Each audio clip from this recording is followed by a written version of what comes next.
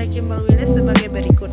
Supervisi adalah bantuan dalam pengembangan situasi belajar mengajar yang lebih baik. Selanjutnya, tujuan administrasi pendidikan adalah untuk meningkatkan efisiensi dan efektivitas penyelenggaraan kegiatan operasional pendidikan dalam mencapai tujuan pendidikan.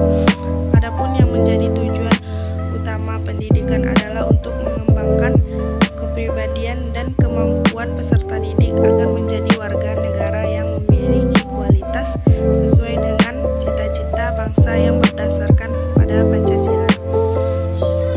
Selanjutnya yaitu tujuan supervisi pendidikan adalah membantu guru agar cepat lebih mengerti atau menyadari tujuan-tujuan pendidikan di sekolah dan fungsi sekolah dalam usaha mencapai tujuan pendidikan itu. Membantu guru agar mereka lebih menyadari dan mengerti kebutuhan dan masalah-masalah yang dihadapi siswanya supaya dapat membantu siswanya untuk itu lebih baik lagi. Untuk melaksanakan kepemimpinan efektif dengan cara demokratis dalam rangka meningkatkan kegiatan-kegiatan profesional di sekolah dan hubungan antara staf yang kooperatif untuk bersama-sama meningkatkan kemampuan masing-masing. Menemukan kemampuan dan kelebihan tiap guru dan memanfaatkan serta mengembangkan kemampuan itu dengan memberikan tugas tanggung jawab yang sesuai dengan kemampuannya. Membantu guru meningkatkan kemampuan penampilannya di depan kelas. Membantu guru baru dalam masa orientasinya supaya cepat dapat menyesuaikan diri dengan tugasnya dan dapat menyadargunakan kemampuannya secara maksimal. Membantu guru menemukan kesulitan belajar untuk muridnya dan merencanakan tindakan perbaikannya. Fungsi administrasi diantaranya, fungsi administrasi pendidikan adalah perencanaan, planning. Perencanaan adalah kegiatan memikirkan dan memilih segala tindakan yang dilakukan demi tercapainya maksud dan tujuan pendidikan. Yang kedua yaitu pengorganisasian. Pengorganisasian adalah aktivitas menyusun dan membentuk hubungan kerjasama sebagai wujud kesatuan dalam usaha pencapaian tujuan pendidikan. Yang ketiga, pengkoordinasian. Koordinasi adalah kegiatan mengumpulkan dan menyatu padukan segala sumber baik personil, materi, pikiran, teknik, dan tujuan ke dalam suatu hubungan yang harmonis dan produktif agar selaras dengan anggota atau unit lainnya dalam usaha dalam mencapai tujuan sekolah. Yang selanjutnya yaitu pembiayaan. Pembiayaan adalah kegiatan yang mendapatkan biaya serta mengelola anggaran pendapatan dan belanja pendidikan, dimulai dari perencanaan biaya usaha, mendapatkan dana, penggunaan dana, serta pengawasan penggunaan anggaran tersebut. Penilaian terhadap seberapa jauh tujuan yang telah ditetapkan tercapai, mengetahui kelebihan dan kelemahan program yang dilaksanakan, memperoleh dasar pertimbangan ketepatan waktu berdasarkan hasil pekerjaannya. Selanjutnya yaitu ruang lingkup administrasi pendidikan. Yang pertama, pada bidang-bidang yang mencakup dalam administrasi pendidikan sangatlah banyak dan luas. Namun perlu diketahui oleh para kepala sekolah dan para guru hal-hal berikut ini.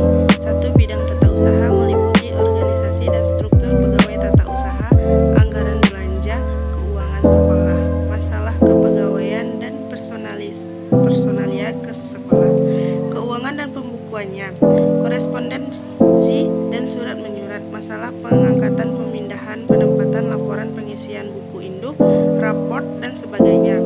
Yang kedua, bidang personalia siswa meliputi organisasi siswa, masalah kesehatan siswa, masalah kesejahteraan siswa, evaluasi kemajuan siswa, bimbingan dan penyuluhan bagi siswa.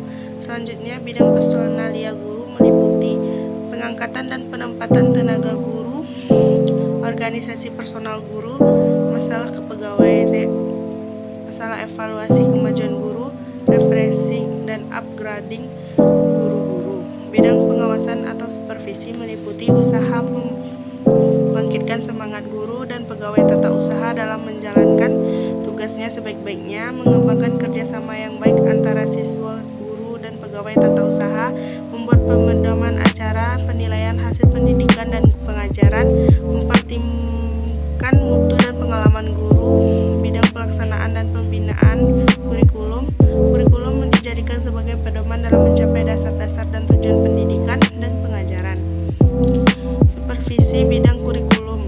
Bidang kurikulum kurikulum menjadi ini karena proses belajar mengajar adalah kegiatan utama sekolah.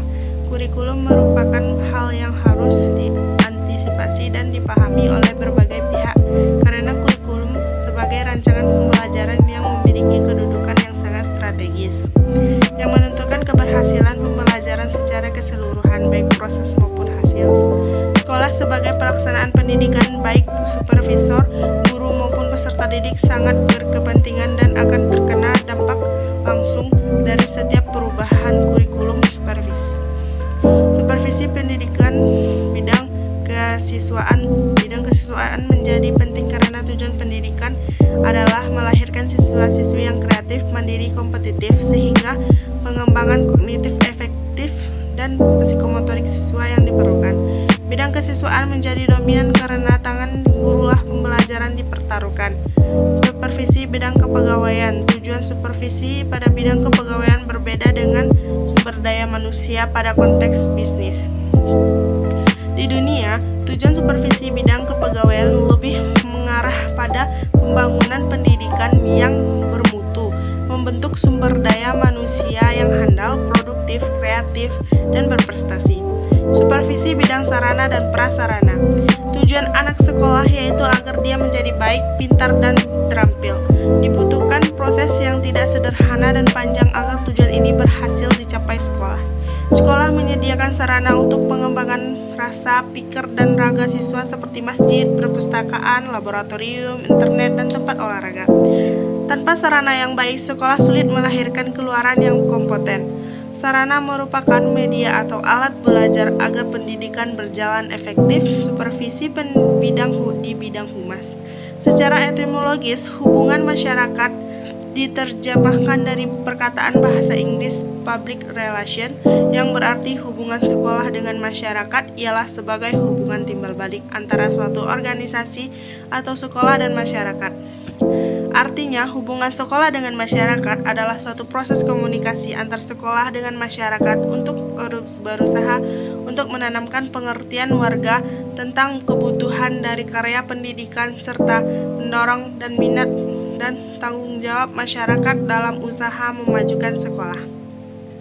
Untuk mencapai hal tersebut, yaitu dengan jalan komunikasi yang baik dan luas secara timbal balik, supervisi bidang ketat di bidang tata usaha sekolah adalah seluruh proses kegiatan yang direncanakan dan dilaksanakan atau diusahakan secara sengaja dan bersungguh-sungguh, serta membina kegiatan-kegiatan yang bersifat tulis-menulis di sekolah agar proses belajar mengajar semakin efektif dan efisien untuk membantu tercapainya tujuan pendidikan yang setelah ditetapkan.